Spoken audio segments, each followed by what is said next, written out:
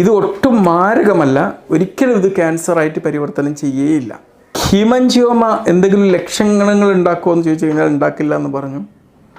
എന്നാൽ ഇത് വലുതോ ഒരുപാടോ ഉണ്ടെങ്കിൽ ചിലപ്പോൾ ചില ലക്ഷണങ്ങളൊക്കെ കാണിക്കാം. ആ ലക്ഷണങ്ങൾ ഏതൊക്കെ ഒന്ന് നോക്കാമല്ലേ.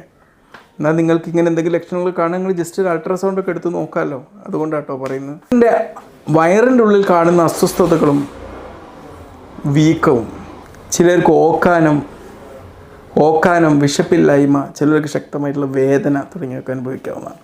ചെറിയൊരു ഭക്ഷണം കഴിച്ചാൽ പോലും വയറ് ഫുള്ളായി എന്നുള്ള തോന്നൽ. ചിലപ്പോൾ വലിയ ഹീമോൻജിയോമ ഒക്കെ ആണെങ്കിൽ ചിലപ്പോൾ അത് പൊട്ടിയിട്ട് ഇൻറ്റേർണൽ ബ്ലീഡിംഗ് ഒക്കെ ഉണ്ടാവാനുള്ള ഒരു വിദൂര സാധ്യത ഉണ്ട്. അതൊക്കെ വളരെ വിദൂരമായിട്ടുള്ള സാധ്യത. അതൊന്നും ചിന്തിച്ച് തല പുണ്ണാക്കണ്ട കേട്ടോ. അപ്പോൾ ഈ രക്തം പൊട്ടിക്കഴിഞ്ഞാൽ അത് ചിലപ്പോൾ എന്താവും, എന്തെങ്കിലും ആന്തരിക ശരീരത്തിൽ വയറിൻ്റെ ഉള്ളിലേക്ക് പ്രവേശിക്കുക, അവിടെ രക്തം കട്ട പിടിച്ച് നിൽക്കാനോ അല്ലെങ്കിൽ